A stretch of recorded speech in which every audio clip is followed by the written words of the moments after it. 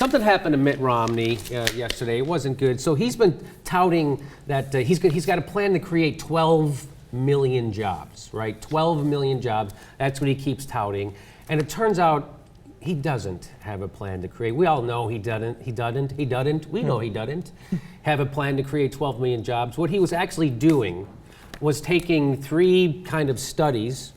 That one study said this would create 4 million jobs, another study said it would create 3 million, and he added them all together to come up with 12 million, which you can't, that's not how that works. That's not how that works. And so they kind of busted him on it. I think it shows a real lack of ambition on the part of the Romney campaign. He's got a lot of money that he's raising. Only 3 studies? Get 10, 20 studies, add them up. Right. Get every kid in this country working inside of the first 2 years of the Romney administration.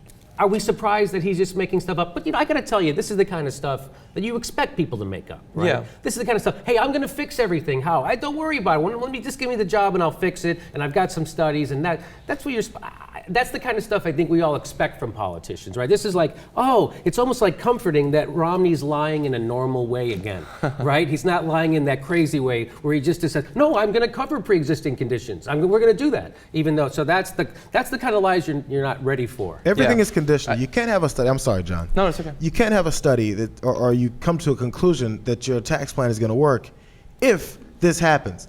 The point is you're supposed to say how it happens. So another line of the second study, as you just mentioned, it says, his base broadening, lowering the tax that both he and Paul Ryan like to always say, we want to broaden the base and lower the rates. They use all their hand signals for, right? Because we're too stupid to just hear what you say. It said it would increase economic growth and create jobs if it's revenue neutral. It's not. How does it become revenue neutral? And they said, and you know what else? And it'll be even more so if it reduces the deficit. Really? So how would that happen? You can't say it's going to work if this happens. Yeah, how do you make that happen? If it works. If it works. That's exactly it'll work what they're if it saying. works. Yeah. But if it doesn't work, then it won't work. So it might still work. It might still work. Yeah. This is emblematic of something that's been bothering me throughout this campaign, because this is one of the campaigns I've been paying the most attention to. I mean, 2008, quite exciting too, but this one I've been paying a lot of attention to. And it's depressing that numbers are supposed to mean something and facts are supposed to mean something. When you cite a figure, I should be able to take something from that. Now, maybe that's just me being a liberal and actually caring about the facts. I doubt the Republicans listening to it really care.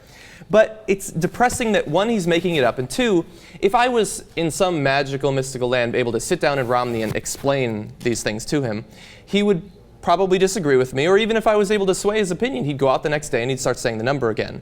The "you didn't build that" comment, debunked 1,000 times, still being used. Still uses it. Exactly. It doesn't mean anything. Like, we love to say, well, now everybody's being watched, everybody's being filmed. When a politician says something that's inaccurate, he's going to be called out on it.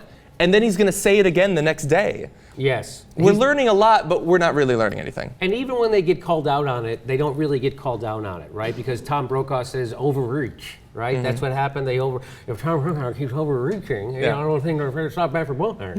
So, well, it's literally true. You're inside of a zone of truth. You reach out into a zone of lies. Right. And that's apparently okay. Look at Candy Crowley, fact-checked in real time Mitt Romney. She gets attacked. Why? Because she fact-checked. No comment whatsoever on whether or not she was actually accurate in how she fact-checked him. Just the fact that she cared so much about facts.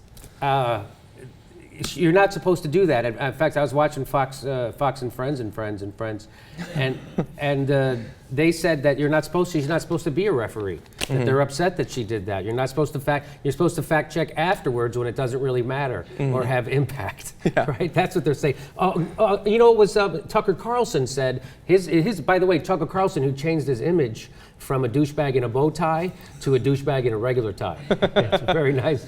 He says that they should get rid of the moderator altogether, right? We should just get rid of the moderator. If we could just live in this world where there's never any journalists, investigators, fact checkers, moderators, then we can just nonstop throw shit at everybody and it'll all stick.